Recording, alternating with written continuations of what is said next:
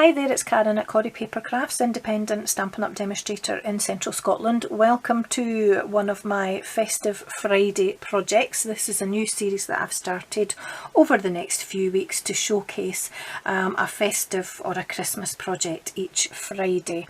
So this is a hexagonal gift box, as you can see, and it was inspired by Gemma Clarke, who is the inspired stamper. I was looking for some inspiration for a reinforced hexagonal box because I like my boxes to be reinforced, and I wanted the top of here and the base of the lid here to be reinforced, and Gemma had made such a project. So I very much owe my thanks to Gemma.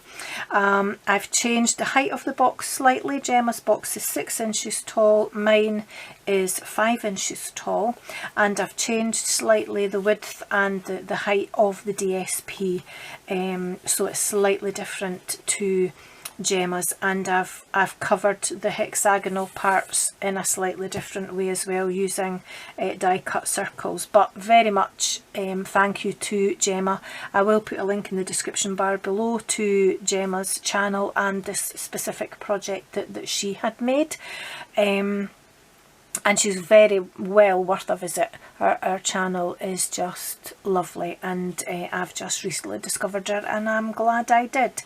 So I wanted a big and bold bow on this project anyway, and I had every intention of using this ribbon, but it's just as well because I'm going to confess to having put my DSP on the wrong way round on my lid.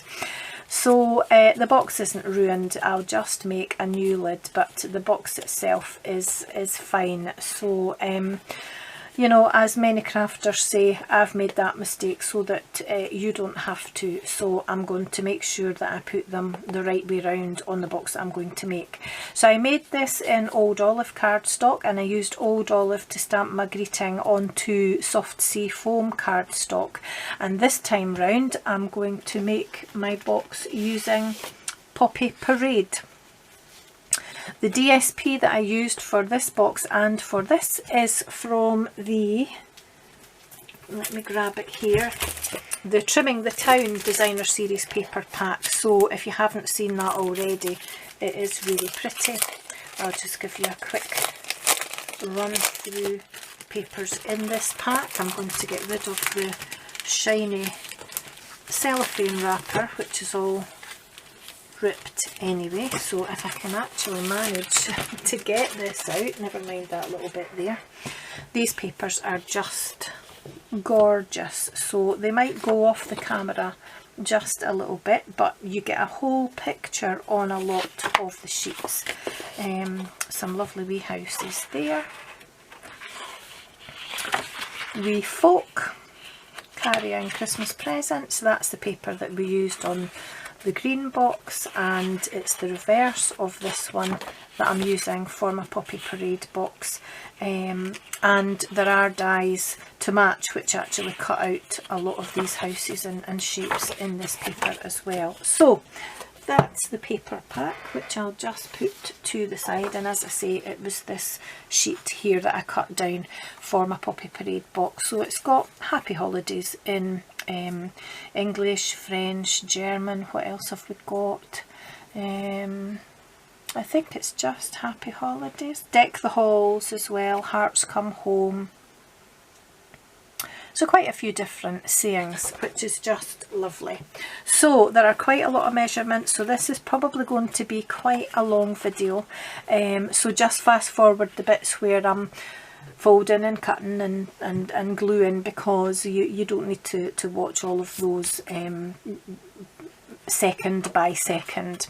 And there are a lot of measurements which I'm going to give you in inches and centimetres, so I will make sure there is a blog post to go with this video so that you get all those measurements again. So for the base of your box, you will need a piece of cardstock which measures 11 inches by 8 inches, which is 28 by 20.3 centimetres.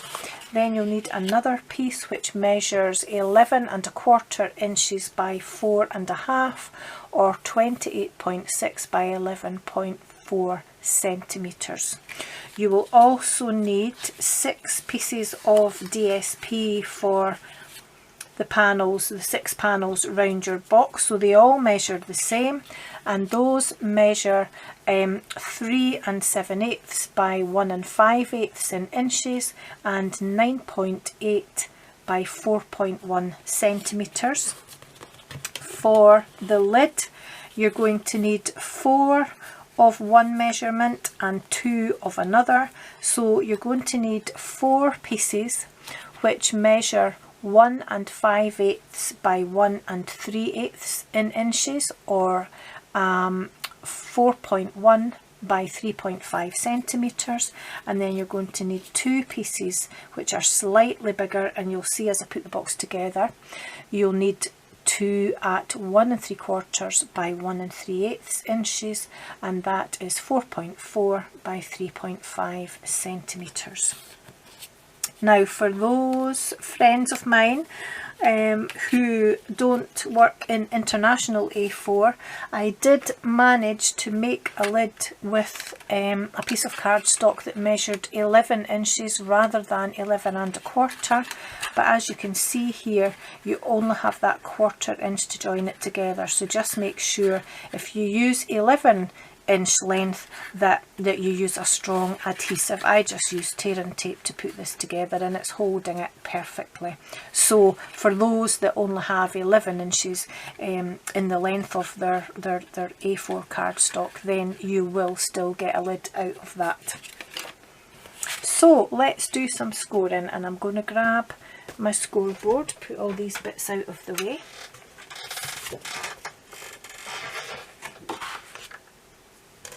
There we go. So on the long side, I'm covering up my measurements, so I need to move my green box. On the long side for the base, we're going to score at 1 3/4. I hope you can see that. So that's 1 3/4, 3 1/2, 5 1/4, 7, oops a daisy, and don't jump the track, 8 3/4 and 10 1/2. Turn it to the short side and score it at 2 inches and at 6 inches. Now I'll need to adjust my measurements just slightly, and I'll show you why just in a minute. So let's do the scoring for the lid at the same time. So for the lid, and again I just need to move something out of the way of my bit of paper. So on the long side for the lid, you're going to score at 1 7/8, 3 5/8, 7 1/8, 8 7/8, and 10 3/4. And then you're going to turn that round, and you're going to score at, in fact no, that's okay, the base scoring is fine. It's the lid that I changed the measurements on, so just ignore that. So for the short side on the lid, you're going to score at 2 inches and 3 1/2. Okay, so for the lid in centimetres, that is 4.8, 9.2, 13.7, 18.1. I've missed a score line. Missed a score line out, so I need to score this at 5 3/8 as well. So let's recap again. Oh Karen, it's been a long day of filming and I think I need a cup of tea. So for the lid, we're going to score at 1 7/8, 3 5/8, 5 3/8, 7 1/8, 8 7/8, and 10 3/4. Then we're going to turn it to the short side and score at 2 and 3 1/2, and in centimetres that is 4.8, 9.2, 13.7, 18.1, 22.6 and 27.3. and the centimetres for the base are 4.4, 8.9, 13.3, 17.8, 22.2 and 26.7, and on the short side for the base the centimetres are 5.1 and 17.8. so that's all the scoring. See what I mean about being quite a lot of measurement. So I'm going to fold and burnish, so you might want to fast forward the video for the next bit while I do that, because you probably don't want to watch me doing that. So I'm going to fold and burnish all the score lines on the lid and then the base. So we'll just quickly whiz through that. And if anybody is still watching, thanks very much for sticking with me. This is definitely going to be a long video and I do apologise, but I don't want to rush it so that I don't make mistakes and you don't make mistakes, because I've made quite a few mistakes with my crafting today, so I want to get it right for this box. And I've already made a mistake with my DSP on the lid for the last box, so I don't want to do that again this time. So that's the lid folded and burnished, and I'm just going to fold and burnish the base. Didn't quite get that right to the end. This is just lovely cardstock, and again, Poppy Parade isn't one that I use very often, and I probably should use it more. So it's quite good when you get a ribbon in a colour that you want to use the ribbon, but you've got to then make sure you use the cardstock that matches. Just fold that over, just persuade it a little bit, because it's quite heavily pigmented, this cardstock, and because it's a long piece it tends to want to just bend in the middle. So there we are, and I think before I go any further I'll just press that little dent out again. So this is what we're left with for the base. We'll work on the base first. So this small section here is the bit that's going to fold over and stick down to keep the top strong, and these are the bits that are going to form the base. So cutting wise, we're going to remove this small section here and this small section here and wedge into this section here, because that's what's going to join our box together. So I'll start by keeping the straight edge on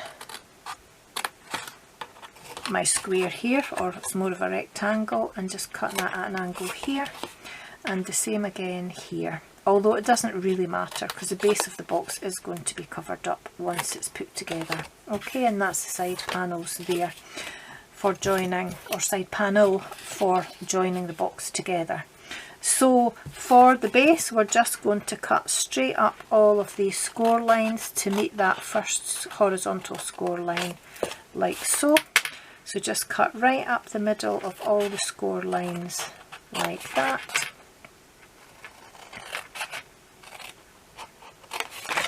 Stopping at that score line. Here we are, and the last one like this. So here's what we've got so far, and we're going to use all these panels just as they are. For the top part of the lid, we're going to do something a little bit different. So we're going to notch here, and then we want to notch on either side of these bits here. So just a tiny notch that side and that side of the score line. So we're essentially removing a little triangle like that, and we just want to do that either side of each of those score lines up to that horizontal score line, and just keep going until you've done them all.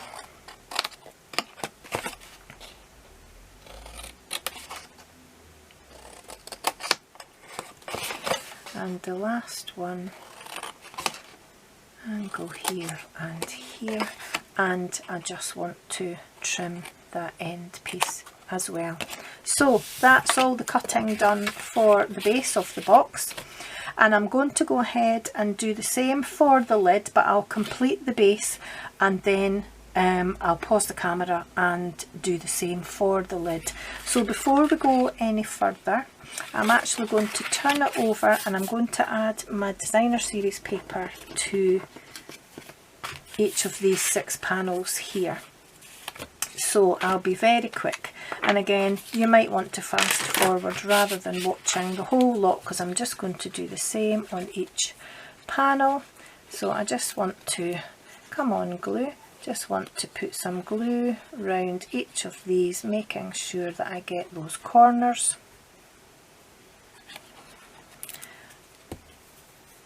And then pop a piece of paper in each of those panels there with an even border round as much as I can. There we are. So feel free to fast forward until I get to the end of this gluing, and then come back and join me again once that's finished. And if you're still watching and sticking with it, then thank you very much. And I hope it's not too boring for you. A little bit of glue sticking out the side there, and I'm just going to make sure I give those corners a press. Next one. Oh, come on glue. Oops a daisy.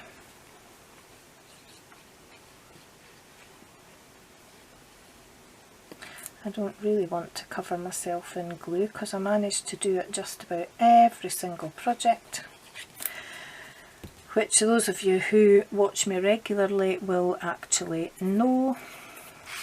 I think I'm going to have to get a baby wipe just very shortly and clean my sticky fingers, because I'm just going to end up sticking to my project, which I don't want to do, and I'm going to end up putting glue all over it, which I don't want to do either. So I'm just going to grab a wipe, because I'm actually, fingers are now all sticking together. So get all that sticky stuff off. There we go. And I'll just keep that to the side because I will probably need it again. That's better. So more glue, but keep it on the paper, Karen, rather than your hands. For me that's pretty much impossible. So nearly done, couple more to go, and then we'll stick down the flaps that reinforce the top. So just make sure that that's pressed down, and again I'm just making sure as I go that they're all the right way round. I don't want to get to the end and realise that I've stuck half of them upside down.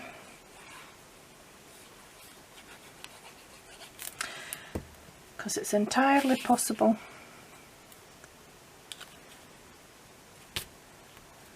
So there we are.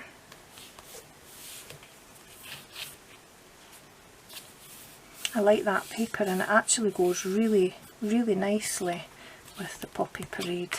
And last one, you'll be glad to hear.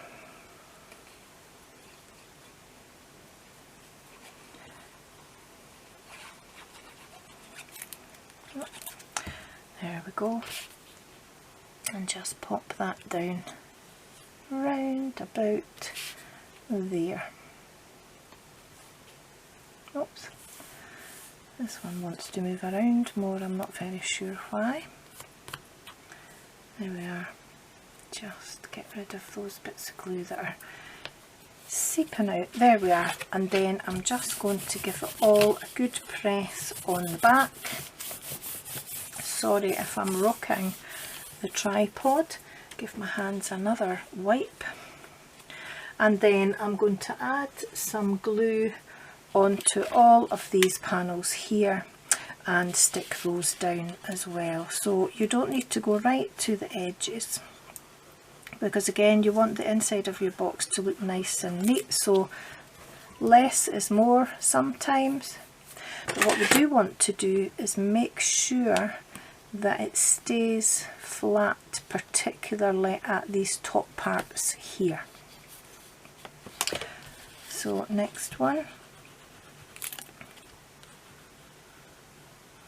just like this. And again, I'm just going to make sure that doesn't seep out. And next part here, and just press those down.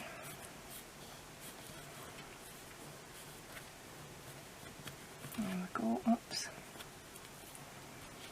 The glue does dry clear, so sometimes it's not worth messing around with it. Just let it dry and it'll dry clear, but just make sure that you're actually pressing down on those top corners. Next two.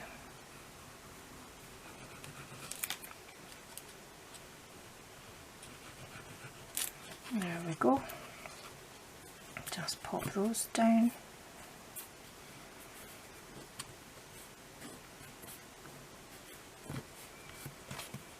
Just hold them for a minute or two.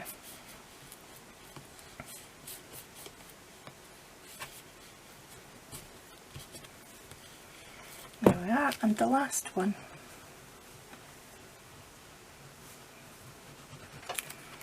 And just the same again. And as you press, you spread some of that glue around anyway, so it does tend to travel towards the edges, as you can see.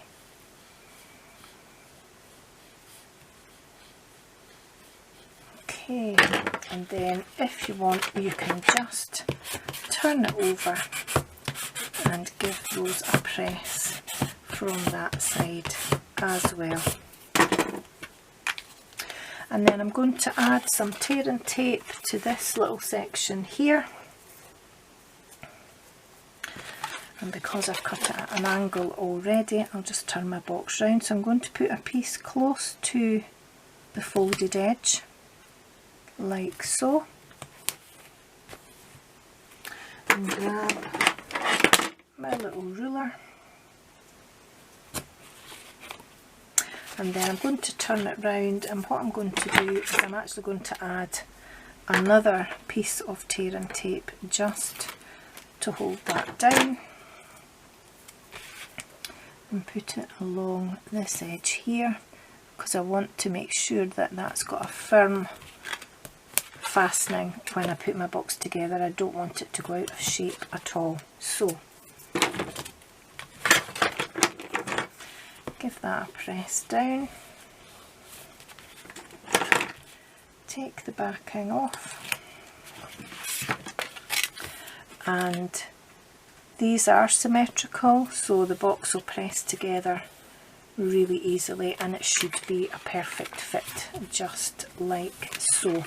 So what I want to do is just take my paper folder, and where that join is, I just want to give that an extra press inside like that.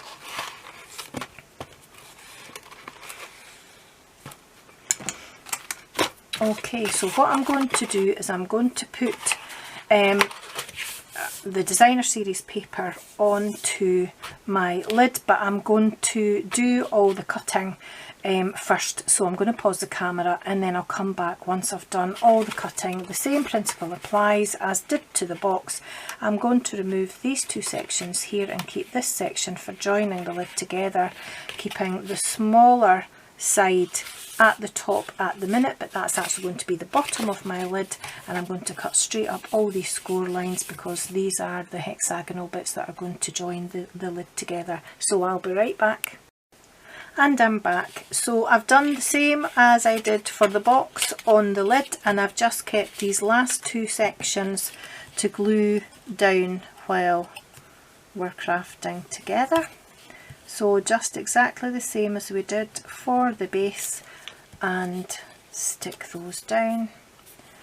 Make sure that we give them a good press. Just press down with my paper folder so that these bits here in particular stay stuck. You can see a couple that hadn't stuck. There we go. And we're now ready to put on our designer series paper. So unlike I did with the box, and I kept it that way, and as you can see I've put my tape on the end here as well, we need to turn this round because the box lid goes on that way, and these are the bits that all join together at the top. So the designer series paper needs to go on with these folded sections at the bottom, bits of glue, and these flaps all at the top. So the two larger pieces that we cut earlier, if you remember, let me just double check. Yep.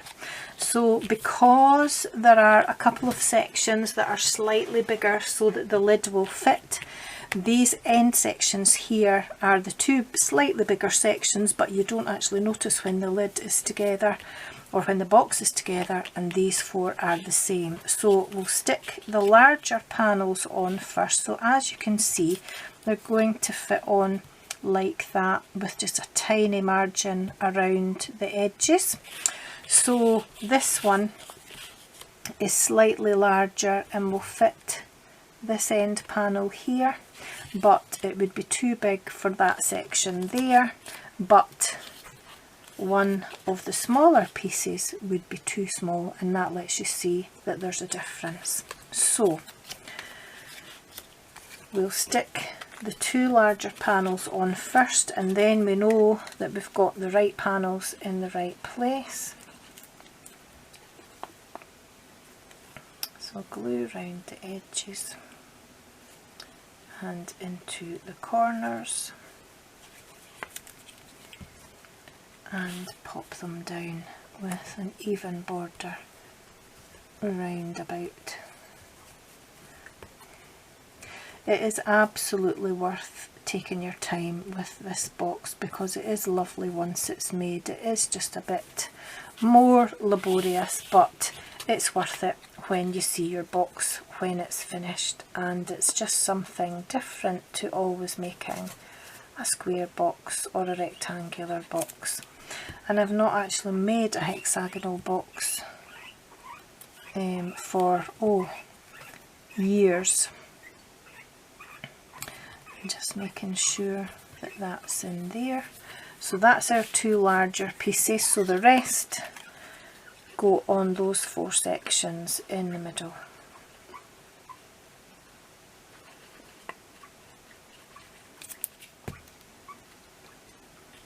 There we go.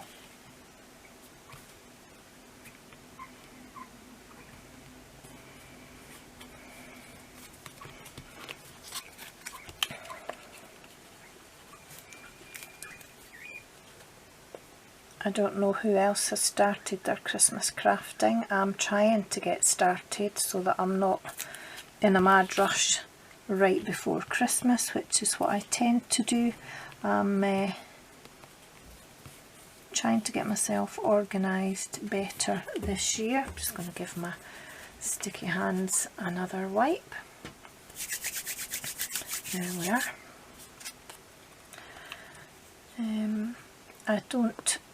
I don't make cards particularly, and I certainly don't make my own Christmas cards, so I tend to make boxes and put chocolates in them for family and friends, and certainly the kids. Well, the kids, they're in their 20s, they really like getting a mixed box of various different chocolates. I'll just let that glue dry, because if I rub it, that's when it gets dirty. So we'll just leave that, and I'll take it off with my eraser, my adhesive eraser later. So last one. Again, it's taken quite a while, so you may have fast forwarded through some of this, which is absolutely fine. But if you're still with me, then thank you for bearing with me, and I hope I'm not boring you with my chat. Now, because these two sections have been made bigger, you'll see that the box lid doesn't match perfectly like the box does. So I just stuck that back on to stop that from sticking. You need to just manually pop this together, as in manually line it up. Just make sure that you don't have any overlapping tape. So you just want to make sure that you line up that straight edge, oops, with that folded edge, and that the score lines match. So just very gently manoeuvre that little flap across the back. Give it a good stick down, and give it a good press with your paper folder as well, because you do not want that to come unstuck. So that's the box and the lid put together. So now what we want to do is start joining these flaps together on the bottom. Now I want to keep that seam at the back of my box there, so this flap and this flap are the ones that will go down last, and you want to just join these up, opposite flaps like that, so that when they line up, you know your box is keeping its shape. So what I tend to do is kind of join them together, and I just take my pencil and put a little mark to say don't put the glue any further along than that, although it doesn't really matter because the whole bottom of the box is getting glued together anyway. But you don't want glue all over your hands when you're joining these flaps together. So it can be a little bit fiddly, but just take your time, make sure that you line those up and you get them matched like so, and just hold that for a wee minute or two until that glue sets, and then you can just press from inside the box to make sure that those stay joined together. So again, just making sure that you keep an eye on that seam. We want to bring these two over to join up with each other too.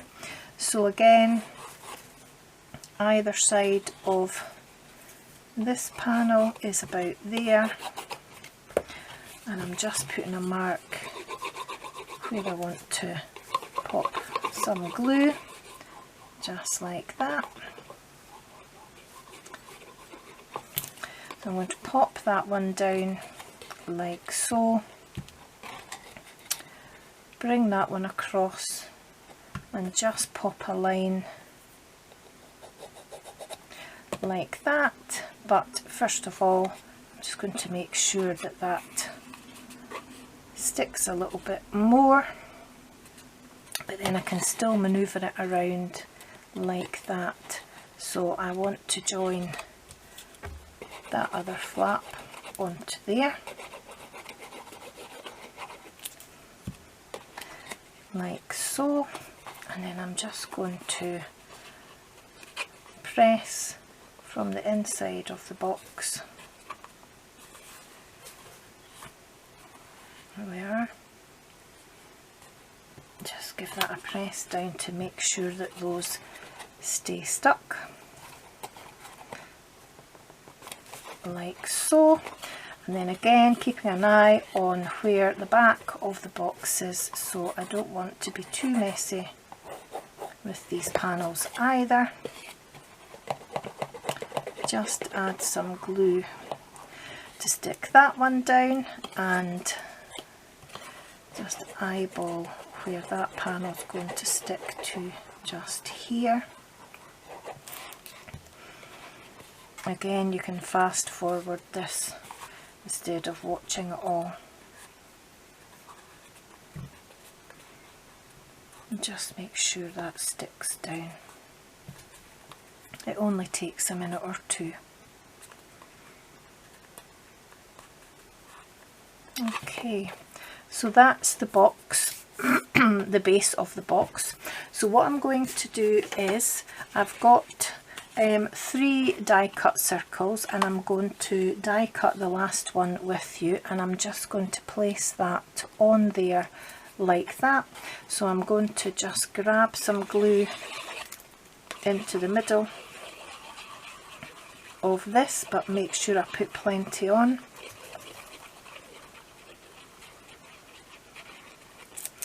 There we are, and just centre that on the base and give that a good press. And I'm just going to turn the box round and make sure I give that a good press to make sure that that's in place. And then before I do anything else, I'm actually going to put the lid onto the box to put these hexagons or flaps together. So I just want to carefully fit the lid onto the box. Now it is a slightly tight fit, but it does go because it's designed obviously to fit. So you want to slide the lid onto the base of the box, and that gives you some leverage for joining it together. But I don't want glue on here, so I'm going to put the wrong side of another one of those discs on there, just so that that keeps that nice. And I'm just looking for the join on the lid, which is here. So I know that that flap and that flap are going to be the last flaps that I put down, and then I'm just going to join these flaps together here using the base of the box to be able to lean against without pressing too hard. So again, just a mark where I don't want to go beyond with my glue. And again, feel free to fast forward past this part because it does make it rather a long video if you're sitting watching.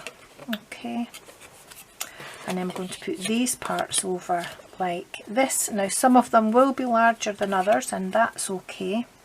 So I just want to put lines along there so that I know where I can put my glue to hold this flap down, and then a line where I can put my glue for this flap here.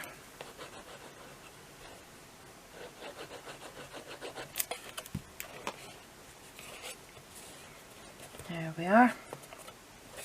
Just hold that for a minute or two. And then again, just making sure that I'm checking where the join is at the back of my box, and it's here. So this back flap is the one that I'm going to put down next. And I'll just do a line on here as well. So some glue here just to hold that flap down, and some glue here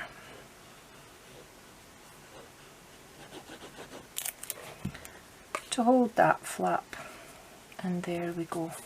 Don't worry about bits that stick out at the side because we're going to put a disc on the top of here as well. So we'll do that before we lift it off. I just want to make sure that all these sections are stuck together. So glue in the middle of this, same as the base, and spot the deliberate mistake. I've put that on the wrong side. So I'm going to pause the camera and I better get rid of that before I stick it to something. I'm going to pause the camera and die cut a new bit, and I will be right back. And I'm back, having fixed the lid and die cut another shape to put on the top. So I've now stuck that on, but the lid's still attached to the box meantime. And I did say that I would show you how I die cut the last circle, which I'm going to do right now. So I'm just going to sit down, having checked that you can see that on the camera.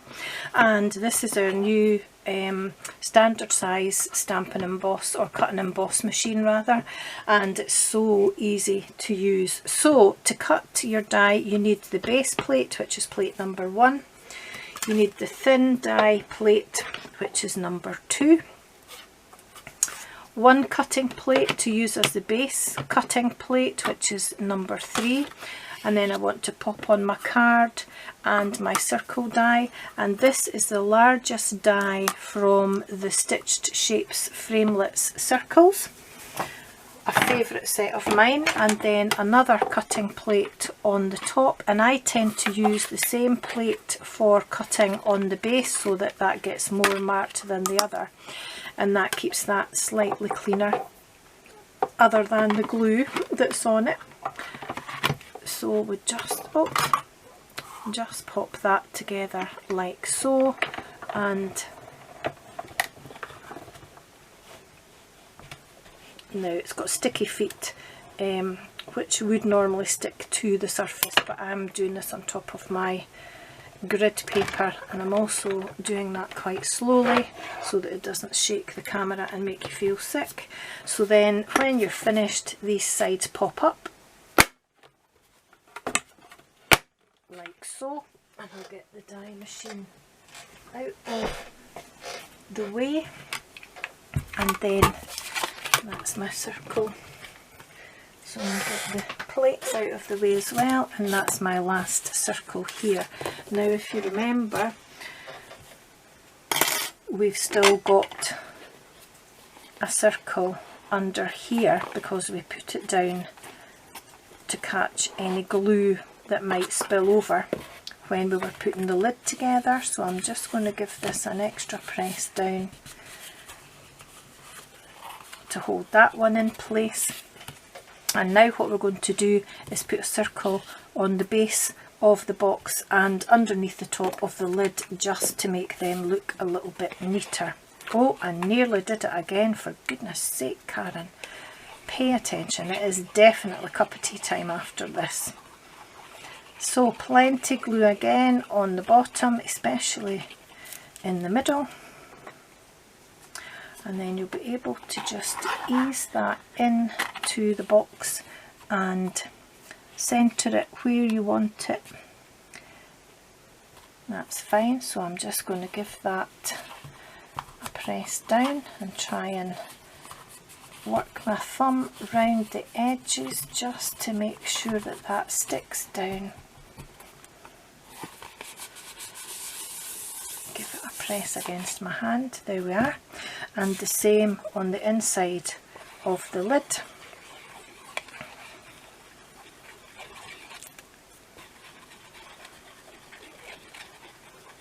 Making sure that I put plenty glue on, particularly in the middle, just like that. And then again, I'm just going to place that where I want it, and I'll just check that it's straight and kind of equidistant at each side before I make sure I press that down completely. Now you find that some of the edges don't stick down completely because you've got quite a thickness with all the layers that you've stuck together, but the main issue is getting that middle part to stick. So there we are. So that is our box made. So keeping the seam at the back of the box and keeping the seam at the back of my lid. The moment of truth, as always, is just fitting that lid on. Now it is a tight fit, but because of the shape you just need to make sure that you get all those corners together, and there we are. So that slides on and off perfectly. So I'm going to keep my seam at the back, and I'm going to do a bit of stamping for the top. So I couldn't decide what colour to use, but I'm just going to go with Whisper White cardstock. So I'm just going to grab a piece of Whisper White, and the stamp set I used is Everything Essential. It's a cling stamp set, so it's got Christmas and Halloween and Valentine, I guess, and it's the Season's Greetings stamp that I'm using, which I've already got mounted on a block, and it's here, and this is a C block I think I've got it on, yep. And then I'm just going to grab my Poppy Parade ink,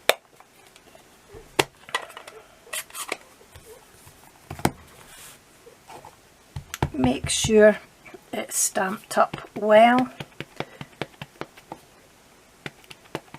there we are, and then I'm going to stamp that down here and just make sure that I give that a good press, because there's quite a solid image there. And I'm going to do it again because I pressed too hard, and as you can see I've ended up rocking the stamp and catching that edge, so I'm not going to do that. I'm just going to press straight down, adding a little bit more pressure just on my stag, and oh, I'm still not happy with that. I've still got a bit that I'm not happy with. So third time lucky, they say. So stamp down, give him a little bit of a press without rocking the stamp, because I want to make sure that the colour transfers. There we are, much better. Third time lucky, as we said. And then I'm going to grab my 2 1/4 inch circle punch and just punch him out, and he fits perfectly inside that punch, just like that. And I think because it's white, I might add some little gems onto the top, just to take the starkness away. So I'm going to grab the box where my gems are, so bear with me just for a second.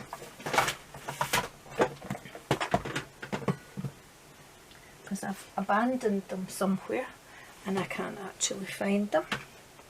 So maybe we won't be putting any gems on because I don't know what I've done with the box. I've been throwing things around all day. Nope, that's not them, and that is not them. Nope, I think they've gone off on a wee jolly. Can't find them at all. Bear with me, I'm going to pause the camera again and I'm going to find them. And here we are. I did find them. I'd put the box, or rather I'd put my die cut machine on top of the box, which is why I couldn't find them. I knew they were right next to me, but then I couldn't see them. So I've got my wonderful gems here, and these are actually real red, but because they've got the gold glitter in them, I'm not too worried about them not being Poppy Parade. And I'm just going to add a little trio of these, so I think I'll pop one here, one here, and one here at the top as well. There we go. So that just takes the plain white away, I think, and I'm a bit happier with that. So I'm just going to grab my dimensionals, and I'm going to put a few on the back of here, and I'm also going to pop one in the middle because I don't want that to sag. I've spent a long time making this, as will you if you decide to make it, and you don't want to have one last bit spoiling it just for the sake of a dimensional, especially if you are making it as a gift for someone. So I want to make sure that I check where my seams are, and here they are here. So this is going to be my front panel here, so I want to centre that so that it's facing that front panel, and just make sure that it's got an even border all round, and there we are. So I think this time round I will add a little bit of the Poppy Parade ribbon from the